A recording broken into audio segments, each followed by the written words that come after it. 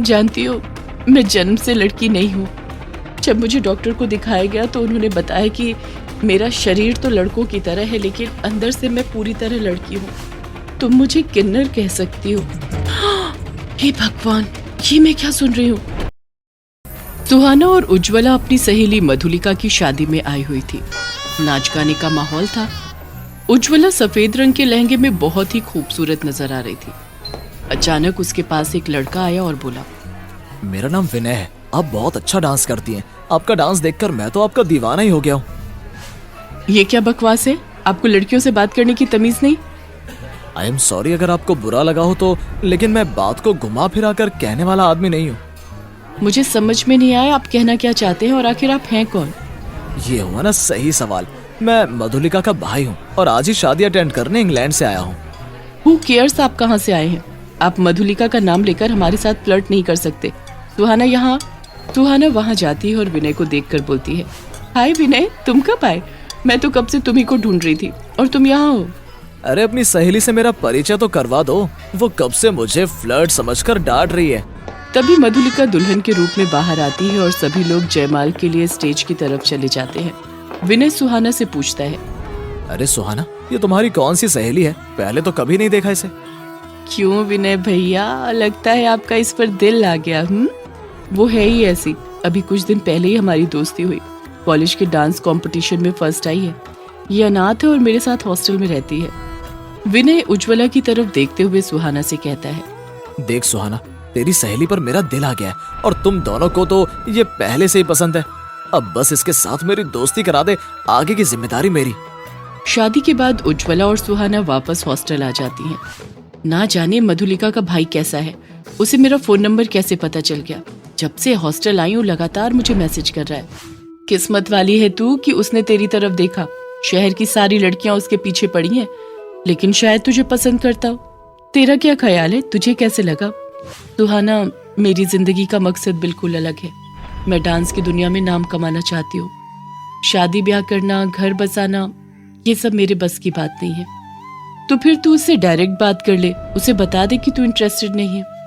सुहाना के सो जाने के बाद उज्ज्वला विनय की फोटो देखती है।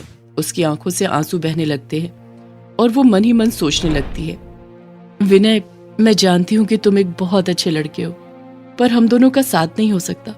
मैं तुम्हें कैसे बताऊं कि मैं दूसरों से बहुत अलग हूँ। मैं किसी को कुछ नहीं बता सकती, मुझे माफ कर देना।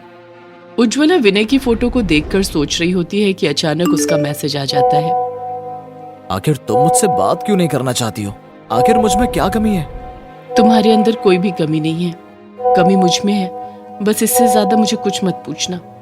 कम से कम मुझे अपने आप को जानने का मौका तो दो। मैं तुमसे मिलना चाहता हूँ। क्या पता शायद हम दोनों के दिलों में एक दूसरे के लिए फीलिंग आ जाए।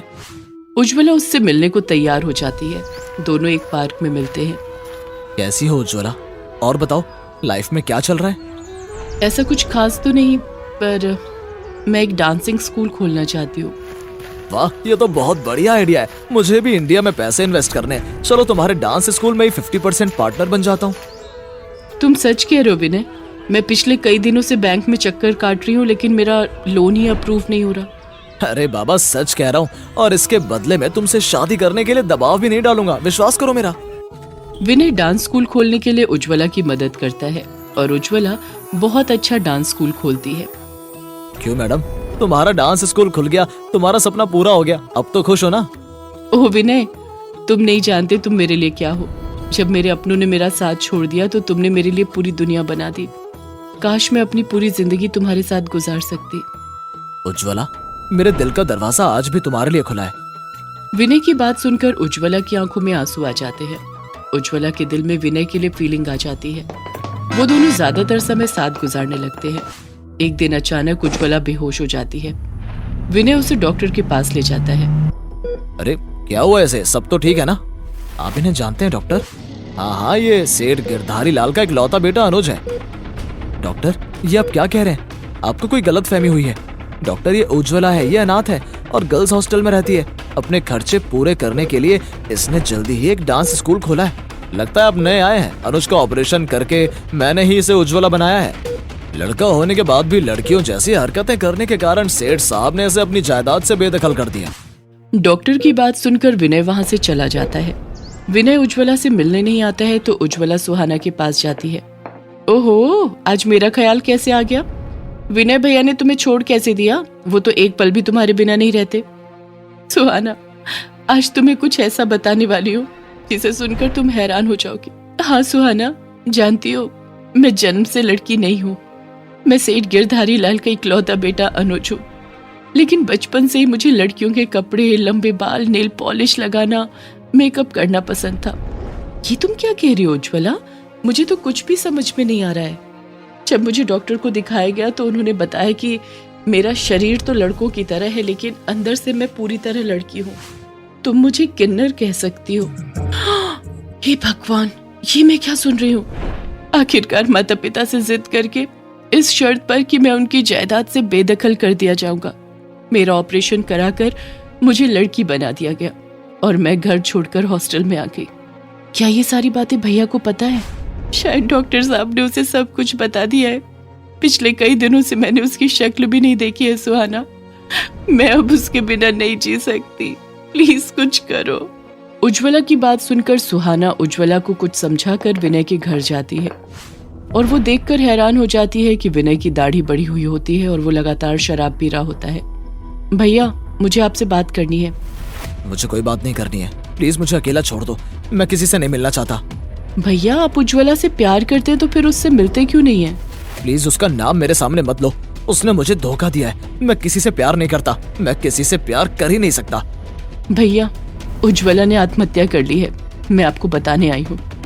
ये तुम क्या कह रही हो? नहीं नहीं, ये नहीं हो सकता, ऐसा कभी नहीं हो सकता। मैं उज्ज्वला के बिना नहीं जी सकता, मैं मर जाऊंगा। विनय हॉस्टल पहुंचता है तो सामने चादर ओढ़े हुए कोई लेटा होता है। विनय उससे लिपट जाता है और चिल्ला चिल्ला कर कहता है, मैं इतने पुराने विचारों का नहीं हूँ उज्ज्वला, तुम एक बार मुझे बताकर तो देखती, मैंने तुमसे प्यार किया है, मैं तुम्हें हर हाल में अपनाने के लिए तैयार हूँ, एक बार वापस आ जाओ उज्ज्वला। तभी पीछे से उज्ज्वला की आवाज आती है, मैं यही हूँ, मैं तुम्हारे बिना मर भी नहीं सकती, तुम्हारा इंतजार कर रही हूँ। उज्ज्वला, क्या तुम मुझसे शादी करोगी?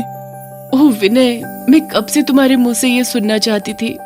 हाँ उज्ज्वला, प्यार जात पात, रिश्ते नाते और लिंग हर चीज से ऊंचा होता है और हम दोनों का मिलन इस बात का सबसे बड़ा उदाहरण है। विनय उज्ज्वला के साथ शादी करके हमेशा के लिए इंग्लैंड चला जाता है और सुहाना अपनी किन्नर सहेली की शादी विनय से करवाकर खुशी खुशी चली जाती है।